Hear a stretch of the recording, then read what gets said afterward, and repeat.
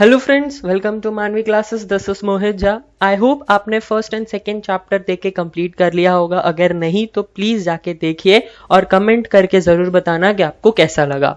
So without any further delay let's start with the third chapter of your Maharashtra history text book, applied history part 1. So the name of the chapter is applied history. Let's break it down. Applied means apply करना, लागू करना. History means इतिहास या फिर हमारा past. तो इसका क्या मतलब हुआ कि जब आप अपने इतिहास से या फिर अपने पास्ट से जब कुछ चीजें सीखते हो, कुछ सीख लेते हो और उसको अप्लाई करते हो, लागू करते हो. कब लागू करोगे? अपने डे टू डे लाइफ में लागू करोगे, अप्लाई करोगे, अपने प्रेजेंट टाइम में अप्लाई करोगे. तो इसी को बोला जाता है applied history. Apply the history in your present. Okay. Applied history is also known as public history. इसको पब्लिक हिस्ट्री इसलिए बोला जाता है क्योंकि आम लोग भी इसका अपने डे टू डे लाइफ में यूज काफी ज्यादा करते हैं. It is a field of study concerned with application of history and benefits of people in the contemporary. Contemporary का मतलब होता है present time. जो अभी आपके आसपास हो रहा है उसको contemporary time बोलते हैं, यानी present time. Contemporary and future times. Okay. तो हिस्ट्री, अप्लाइड हिस्ट्री एक ऐसा सब्जेक्ट है जो हमारे प्रेजेंट टाइम यानी कंटेम्पररी टाइम और फ्यूचर टाइम्स के लिए काफी ज्यादा बेनिफिशियल है, काफी ज्यादा फायदेमंद है. Knowledge of history is useful. It can prove guidance in finding solution to contemporary social issues and incorporate them. Incorporate मतलब का लागू, incorporate मतलब का भी लागू करना होता है या फिर अप्लाई करना. In the social planning, knowledge of history is essential for this purpose. Okay. तो social issues क्या, ठीक है, दिया इधर. ये contemporary social issues यानी present social issues. जैसे हमको पता है कि इंडिया ने अपने पास में सबसे बड़ी गलती ये की थी कि हमने किसी दूसरे कंट्री को हम पे राज करने दिया था.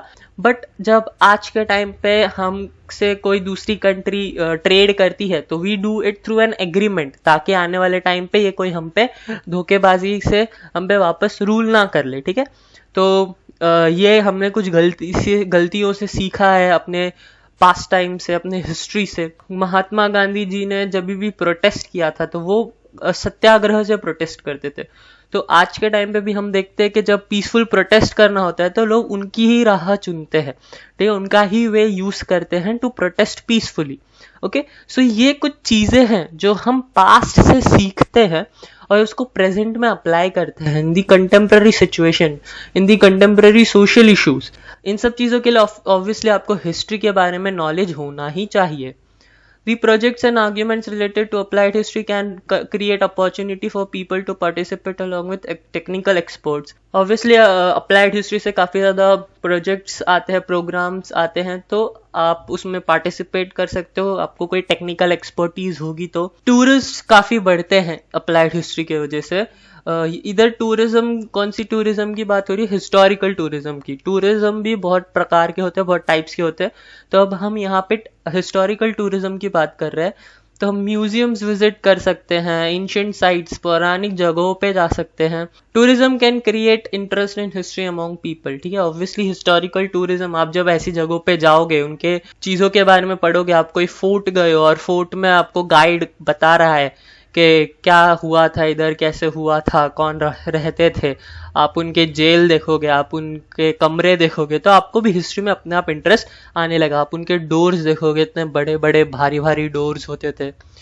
दे can volunteer to participate in conservation and preservation projects. Okay. Conservation या फिर प्रोटेक्ट करना, उसको हार्म होने से बचाना. ठीक है. बहुत सारे ऐसे अपने हिस्टोरिकल साइट्स है, एंशिएंट साइट्स है, जिसको कुछ लोग बहुत ही ज़्यादा खराब कर देते हैं, कचरा कर देते हैं, कुछ भी लिख देते हैं. ठीक है. तो वो कहीं ना कहीं खराब हो जाता है, वो अच्छा नहीं लगता. तो उसको कंजर्व एंड प्रिजर्व करने में भी हम वॉलेंटियर कर सकते हैं, यानी खुद से योगदान दे सकते हैं. Okay. Applied history and research in various field. History is about past event. Obviously history का मतलब ये होता है the study of past. The way our present lifestyle is shaped is depend on historical chain of events. Obviously कि आप आज का जो जिंदगी जी रहे हो वो कहीं ना कहीं आपके हिस्ट्री में, आपके पास्ट में, आपके इतिहास में कुछ ऐसे चेंजेस आए होंगे जिसकी वजह से आप आज ये जिंदगी जी रहे हो. आप आज एक पॉलिटिशियन हो. ठीक है. क्यों हो? क्योंकि आपके दादा परदादा, आपके डैड ने पॉलिटिक्स में एंटर किया होगा.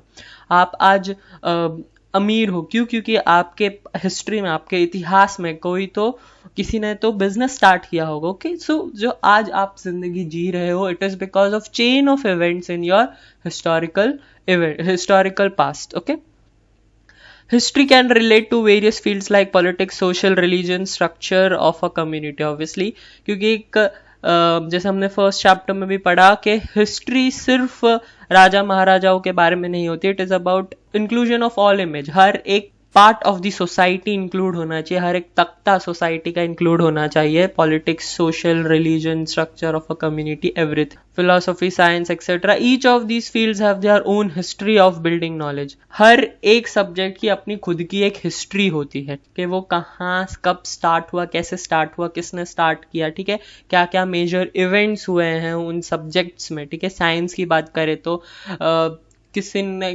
कौन था जिसने साइंस फर्स्ट टाइम यूज किया था एज अ वर्ड, ठीक है, किसी ने इसकी, कौन था जिसने इसकी डेफिनेशन बनाई, किसने रिमार्केबल, नोटेबल डिस्कवरीज की। ठीक है, तो ये सारी चीजें हमें कहाँ पढ़ने मिलेगी? हिस्ट्री में पढ़ने मिलेगी। Okay, so the direction of future development in every field is depend on the state of available knowledge, कि आपको कोई भी फील्ड में अगर डेवलपमेंट करना है, फ्यूचर में डेवलप करना है, तो आपको पास्ट के बारे में भी नॉलेज होनी चाहिए उस फील्ड के बारे में। फॉर एग्जाम्पल कि आप साइंटिस्ट हो, ठीक है, आप न्यूक्लियर वेपन्स बना रहे हो, ठीक है, तो आप जब न्यूक्लियर वेपन्स बना रहे हो तो आपको पास्ट के बारे में पता होना चाहिए कि पास्ट में अगर ऐसी चीज करने के वजह से कुछ गलत हुआ था, कोई गलत ब्लास्ट हो गया था, ठीक है, कोई लीक हो गया था, तो हम ये वापस चीज ना दोहराए। अगर आपको ये नॉलेज ही नहीं है कि अगर मैं ये चीज करूंगा, अगर मैं ये केमिकल ऐड करूंगा तो गलत हो जाएगा, कुछ ब्लास्ट हो जाएगा, तो आप गलती वो करते रहोगे, आप दोहराते रहोगे वो गलती, क्योंकि आप अपने पास्ट से, अपने इतिहास से कुछ नहीं सीख रहे। ठीक है, आपको अपने पास्ट से सीखना पड़ेगा ताकि आप फ्यूचर में, प्रेजेंट में वो गलती ना करे और फ्यूचर आपका ब्राइट हो। जैसे आप ये देख सकते हो, अप्लाइड हिस्ट्री का एक्चुअल मीनिंग क्या होता है? Learn from the past. आप इतिहास से कुछ सीखो, कुछ सीख लो, उसको प्रेजेंट में अप्लाई करो। ठीक है, और किस लिए? ताकि आपका फ्यूचर बेटर हो। ओके, ये एक फॉर्मूला है जो हमने बच्चों को देता हूँ। It is not beneficial for your syllabus only, it is beneficial for your life also. Okay, कि अपने पास्ट से सीखो, अपने प्रेजेंट में अप्लाई करो ताकि आपका फ्यूचर बेटर हो आगे। तो ये सारे हिस्ट्री जो मेथड्स है वो बहुत सारे रिसर्च में वैल्यूएबल साबित हुए हैं। तो एक एक अपन पढ़ेंगे, एक एक अपन फील्ड्स को पढ़ेंगे। तो first field is philosophy. Philosophy का क्या मतलब होता है? फिलॉसफी मीन्स के हाउ डज सोसाइटी थिंक्स। ठीक है, एक इंसान क्या सोचता है, ठीक है, उसका साइकोलॉजिकल एक्सप्रेशन क्या है, वो सोसाइटी को किस नजरिए से देखता है, वो क्या चेंजेस लाना चाहता है, task question to the society के ये सोसाइटी ऐसी क्यों है। ठीक है, पुराने जमाने में राजा का बेटा ही हमेशा राजा बनता था। तो एक रेवोल्यूशन आया, एक फिलोसॉफिकल रेवोल्यूशन आया जिसमें लोगों ने ये क्वेश्चन पूछना स्टार्ट किया, वाई किंग इज सुप्रीम। ठीक है, हमेशा राजा ही क्यों सुप्रीम होता है, या फिर राजा का बेटा ही राजा क्यों बनता है? कोई जो जिसमें एक्चुअल में कैपेसिटी हो, जो एक्चुअल में हकदार हो, वो क्यों नहीं बनता? तो ये सारे जो क्वेश्चंस पूछे जाते सोसाइटी को, it is the part of philosophy. The history of philosophy means understanding the origin of various ideologies. ठीक है, आइडियोलॉजीज का मैंने मतलब बताया था। आइडियोलॉजी मीन्स विचारधारा, थिंकर्स क्या सोचते हैं, स्कूल ऑफ थॉट्स। ठीक है, it is known as ideologies. तो फर्स्ट पार्ट में हमने बहुत सारे आइडियोलॉजीज पढ़े थे। हमने Hegel, George William Frederick Hegel के डायलेक्ट्स की आइडियोलॉजी पढ़ी थी, कार्ल मार्क्स की आइडियोलॉजी पढ़ी थी, ठीक है, दास कैपिटल की। फिर हमने वोल्टायर की आइडियोलॉजी पढ़ी थी कि हिस्ट्री सिर्फ राजा महाराजाओं के बारे नहीं बल्कि आम लोगों के बारे में भी होता है। तो बहुत सारे आइडियोलॉजीज के बारे में हिस्ट्री में हमें समझने मिलता है, और फिलॉसफी हमें यही बताता है कि ओरिजिन ऑफ वेरियस आइडियोलॉजीज, ठीक है, कहाँ से ओरिजिन हुआ है, कहाँ से स्टार्ट हुआ है। The intellectual tradition give rise to this ideologies and the historical development. Obviously intellectuals जो समझदार होते हैं, ठीक है, जो बाकियों जैसे नहीं सोचते, जो कुछ अलग सोचते हैं, वो जो भीड़ का हिस्सा नहीं होते, तो वो इंटेलेक्चुअल्स ही कहीं ना कहीं ये ओरिजिन करते हैं नए नए आइडियोलॉजीज को, नई नई विचारधाराओं को। Philosophy needs a language as a medium of expression. इसमें सिंपल सी बात है कि फिलोसफी अगर आप कन्वे करना चाहते हो अपना मैसेज, तो उसके लिए एक लैंग्वेज की जरूरत पड़ती है। तो पुराने टाइम पे लोग लिखते थे, ठीक है, बुक से अपने एक्सप्रेशन को एक्सप्रेस करते थे। आज के टाइम पे वो वीडियोस के थ्रू हो रहा है, ठीक है, सोशल मीडियाज के थ्रू हो रहा है। तो philosophy needs an language for a medium to express, ठीक है।